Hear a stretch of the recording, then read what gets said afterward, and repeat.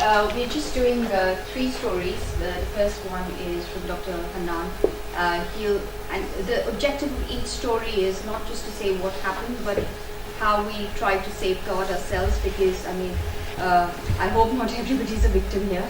So for all of us, what we can do in terms of measures, which instead of thinking on hindsight, we should have done that. We are here to say that what we did as a consequence of becoming victims. 5 minutes per story, or how long? 10 minutes. Yeah. Okay, well, thanks very much. I'm Amir Hannan. I'm a GP, but I'm a local resident. I'm also the Neighbourhood Watch Coordinator for Shea Lane and Brooks Ride. Is anyone here from Shea Lane or Brooks Ride? So, my story begins in 2000 when I moved to Timperley, and we had a lovely house there. And it was very, very nice, and then we decided to move into Hale Barnes. And we've got this beautiful house. It wasn't a house, because the house is made of walls and beams, but it was actually a home. And a home is built with love and dreams. I'm sure all of us recognise what we're talking about, the difference between a house and a home. It was our dream home. We've got horses at the front. We had huge green belt right behind us. I'm not sure how long that's going to continue for, and many residents are very concerned about that. But it was our home, and it was where we were going to bring up our children and everything else. And then 6 weeks after we moved in, my wife went to the nursery school to pick my child up, and the little child. When she came back into the house, she saw a car on the driveway. One of the things about our house is, and I'm sure many of us here have gated properties, and it's such a faff, isn't it, waiting for the gates to open, so we just leave the gates open because it takes such a long time and whatnot. Anyway, she came into the house and she saw there was a car on the driveway, and as she walked into the house, she realised that our French doors were wide open and realised that someone had broken in. And as she turned round, there were two men with balaclavas in the driveway, which completely freaked her out.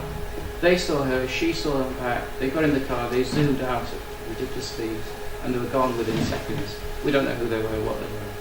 But it left a bitter taste in our mouth that we still think about 15 years down the line. And all this talk that we're getting at the moment about the fears about what's happening, that's generated a fear again that had started 15 years ago. And of course the question that all of us started to ask as soon as something like that happens is, should I stay or should I go? And we've got a choice to make. Because the thing is, yeah, we could go, but the reality is that there are crimes happening all over the country. In fact, there are crimes happening all over the world. So where are you going to run to? And how can you run away? Rather than turning around and saying, well, wait a minute, let's just make a choice here. And the choice is, if you stay forever. If you go, then just go now. Don't wait. But if you change for the better. And if you talk, make sure you mean what you say. And I think that's the point, that we want to stay here. We want to feel safe here. Otherwise, we wouldn't be coming here. We'd be leaving. And the question is, what can we do about it? Now, many of us will recognise some of the things in here. Yes, keep your windows closed. Make sure that your valuable items can't easily be seen. Make sure you don't leave a ladder for a thief to be able to steal things. Those are the common things. We know about that, and we'll be reminded about it. But these are the things that we did almost immediately after we got broken into. First and foremost, I am a Muslim. I'm proud to be a Muslim, and we put our trust in Allah, in God, and that's the most important thing of all, because He's the one who protects us. But there are things that we can do as well, just like tying a camel. You don't just put your trust in God and leave it as that. We have to tie the camel as well. And so we suddenly realised that gate, which was a bit of a faff because it took ages to open and close, suddenly became part of our front door security. So we now use the gate all the time. We had an alarm, but it wasn't connected to the police, and so we decided to change the alarm, and we decided to go for ADT. This isn't a promotional event, I haven't been paid by anybody, but nonetheless we decided that we wanted a decent alarm. It was connected to the police, and then about a few weeks after that the alarm went off as we were travelling down to London. And we suddenly realised it might be connected, but actually we need to think about other things. So we also decided to get West Valley, who offer a key service, so that if the alarm goes off, they can turn it as well. We put internal locks on the doors, so that if someone does try and break in, they're going to have to break the door down as well. And for us, it was that issue of once they get into the house, once the alarm goes off, West Valley will be there within 5 minutes. If you're a thief out there watching the television or whatever it is, or watching this afterwards, you've got 5 minutes. Within 5 minutes, the West Valley security will be in there. You're going to have to break the doors down. The doors that we had were wooden doors. We changed all the doors into PVC security marked doors so that it was harder to break into. And then my wife's now got a panic alarm.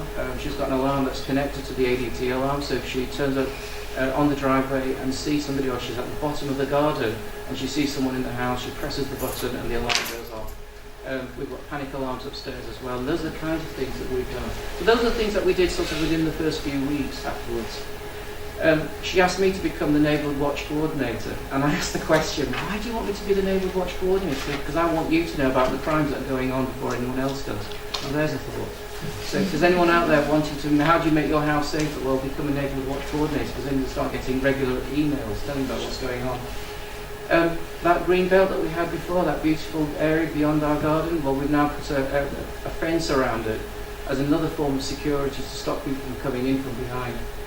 And of course we started to share stories with our neighbours as a Neighbourhood Watch Coordinator, and today I'm standing here sharing my story with you all so that you can also learn from these things and hopefully you can benefit from it so that the same things don't happen to you.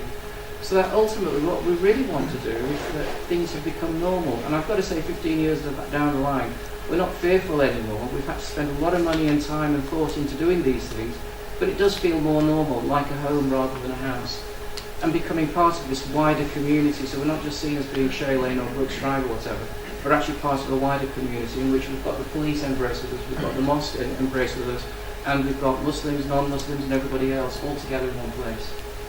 And then finally, we've produced a little booklet that we will email out to everyone today.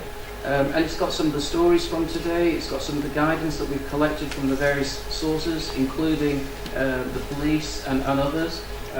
This is a living document, so it may well change, but we'll send a link out to you so that you can then read it, you can look at it, but not just those who are resident here, but if you come across any new residents who are moving into the area, let's send them this document as well so that they can benefit from the knowledge and experience that we've got, so we can all help each other. Thank you very much. Thank you. Oh, finally, just on that document, it's some of the things that are in there. Real life examples of burglaries. We've got neighbourhood watch advice, we've got burglary advice, we've got security checklists from Cheshire Police, how to find out what crime statistics have happened in your street, securing your home, around the home, distraction burglary, looking after your property, something called Operation Shield, CCTVs and advice on that. We've got West Valley, Stockfordian and Benchmark, which is an alternative, and I think we've got someone from Benchmark here who's hopefully going to share some of the things that they've got there for you, including security, CCTV, monitoring. Your Operation Shield is a thing done by Cheshire Police and a few other police forces. Unfortunately, the GMP haven't acquired it yet, shall we say, because they have to give a free DNA marking kit out for each property. If you live in Cheshire, you could get it for free, but unfortunately, you have to buy it privately in the Manchester area. It's about £50 a package. There's a thought. We're going to put ring.com in so that you can actually see someone who comes to the door so you can actually talk to them, and what to do if you get wrong.